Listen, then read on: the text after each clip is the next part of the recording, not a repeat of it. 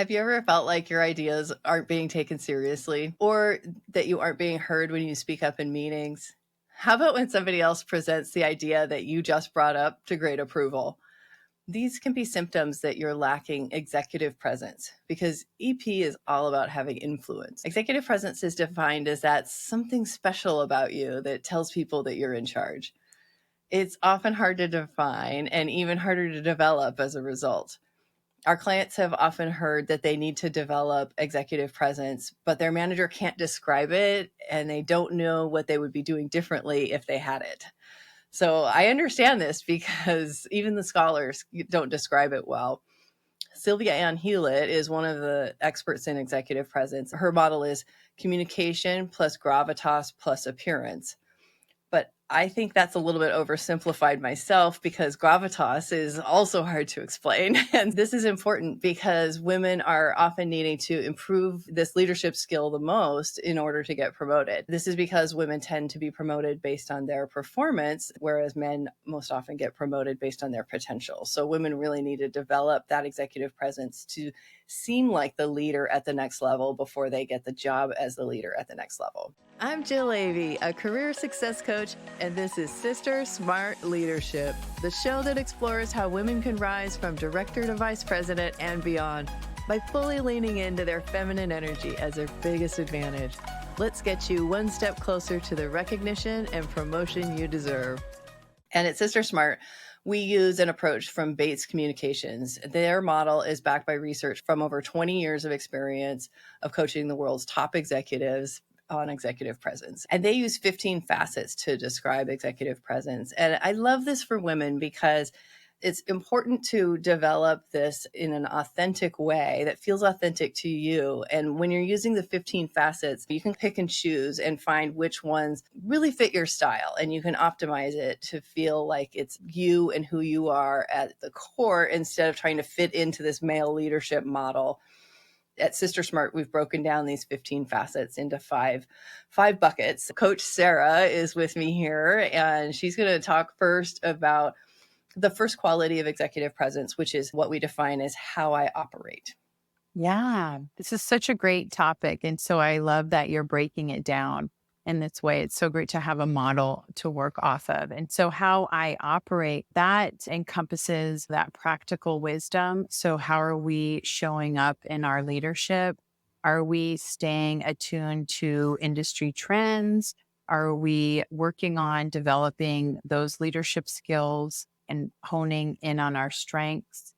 And are we being intentional? Are we being consistent with the way that we operate? Because that supports in building trust, having integrity, having good character, and showing that I can do the role. I am thriving in this role, succeeding in this role, and having impact. And also, do I have vision? Do I know where I'm going as well? So, how I operate consists of those qualities. And so being able to step back and self reflect on how am I in this area? Like, are there areas that I would like to develop when it comes to my daily operations?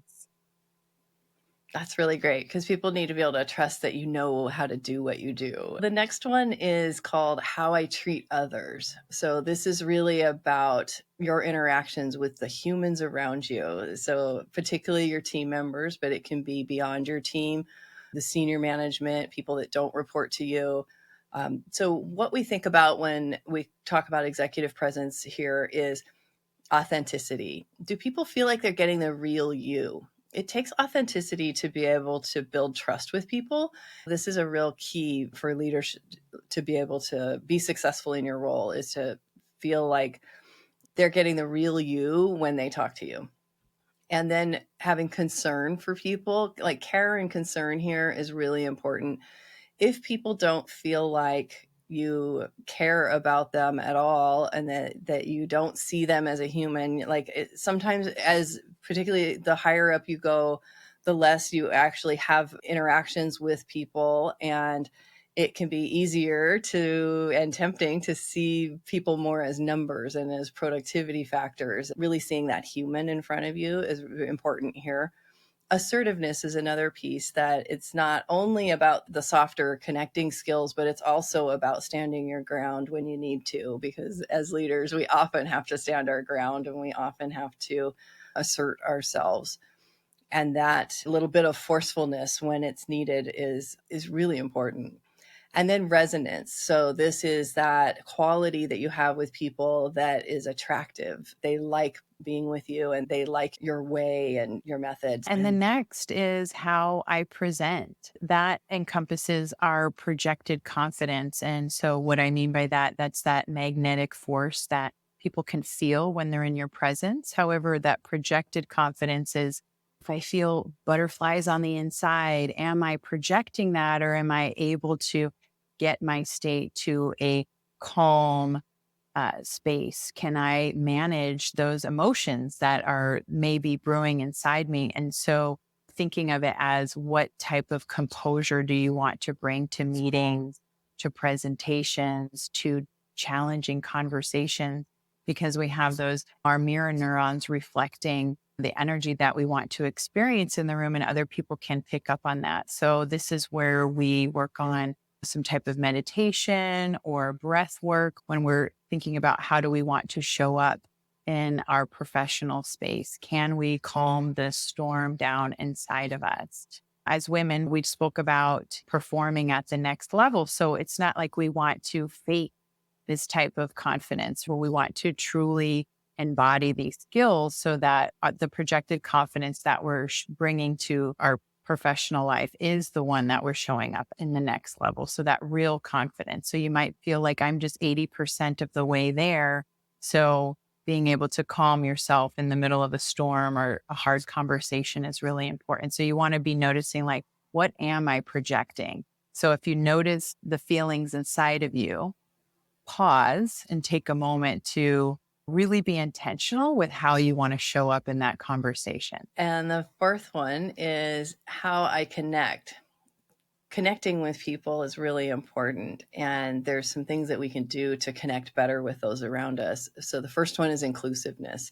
This is such an important skill for leaders, and for so many reasons, that go beyond executive presence, but it will give you better executive presence the more that you want to bring others in. You know that you can't do this alone and that you need others. And so wholeheartedly committing yourself to inclusiveness. In leadership coaching, we know that inclusiveness really builds stronger companies and the better performance for the company. So this is one I get really passionate about. Also, interactivity is another one. You can't just sit behind your desk or in your ivory tower or whatever to be the best leader that you can be. Interactivity, it means management by walking around, we used to call it. It's a little bit more like management by checking in with people these days in a virtual world. But really interacting with people, think about it as getting out from behind your desk and connecting one-on-one with people. This is about having an open door policy, yes, so that you're allowing people to come in and interact with you, but also making space and time for you to go out and proactively seek people out and seek out conversations that you wouldn't have. These are the water cooler conversations. And our businesses today are a hybrid situation. Some companies are all virtual. That makes these things a little bit harder to do, and you have to be more intentional about it. The third part of how I connect is about humility. You can't connect with people truly without a sense of humility, because it really takes that to have that heart-to-heart connection. And often humility really helps you build respect too. I find that this is one that usually women are really strong at. Let's talk about the fifth quality of how I look. Yeah. So, last but definitely not least, how I look's very important.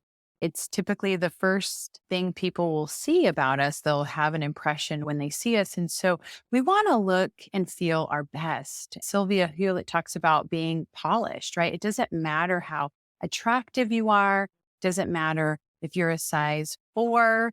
It's when you look in the mirror in the morning after you've gotten ready for your day, am I reflecting back? Do I care about myself?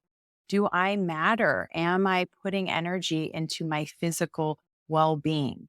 So looking at clothes that fit you and that make you feel and look most attractive, right? I know during the pandemic, I've put on some extra weight. And so I now find clothes that really accentuate and fit best for me with where I'm at now. And I don't need to be any certain size. And I've seen many leaders, all walks of life, like in different sizes, that when they put in some energy and effort into their clothing and into their accessories and their makeup and really pulling it together in a way that when they leave the house, they feel proud about how they look. Because let's face it, women are being judged all the time. Well, let's look at politics or in the news and even on the media, right? So we are judged different than our male counterparts.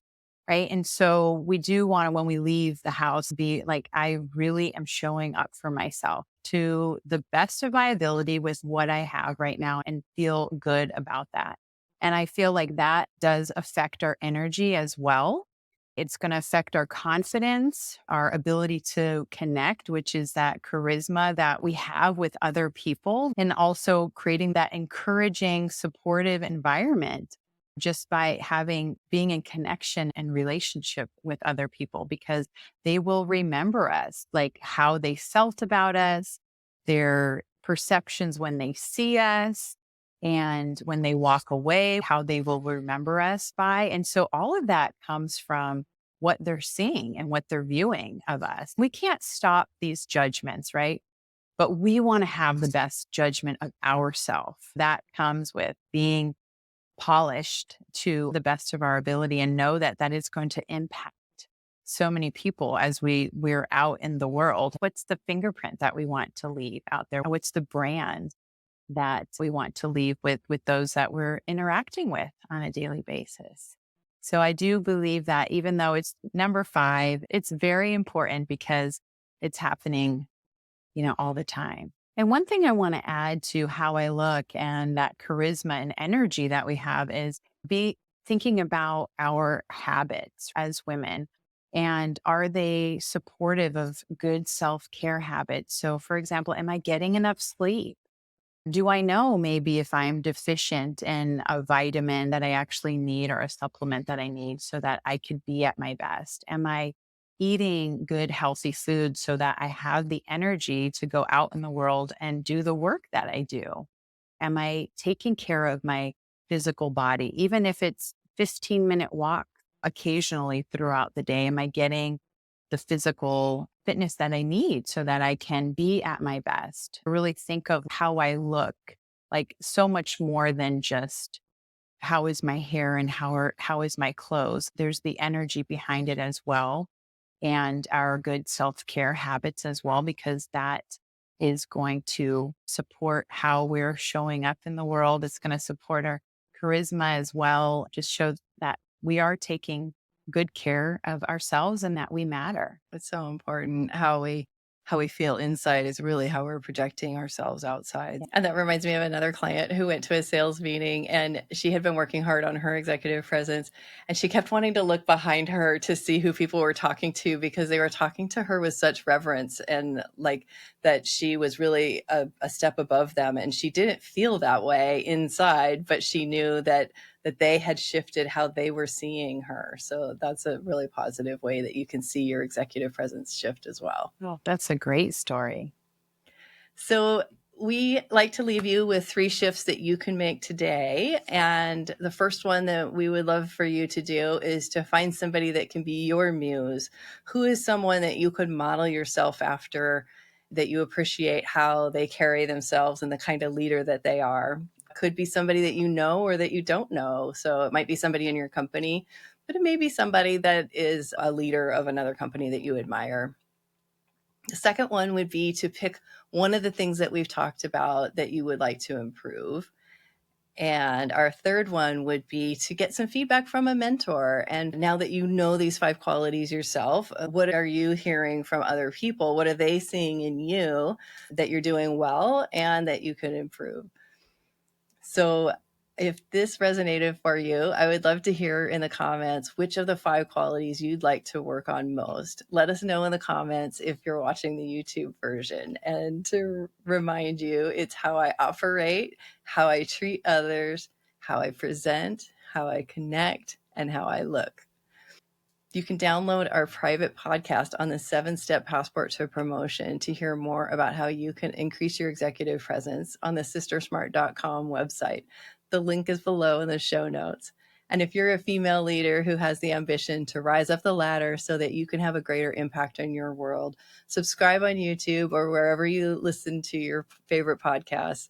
We cover the topics that women need to succeed in today's workplace, from executive presence to communication, and there's so much more to come if you come along with us. Thanks so much for joining us. We'll see you in the next episode. If you're ready to fully lean into your feminine leadership and get promoted from director to vice president and beyond, hit that subscribe button so you'll get all the episodes to come. And check out the recommended video here to see how women are rising up without playing by the old rules that built these male-dominated industries and systems.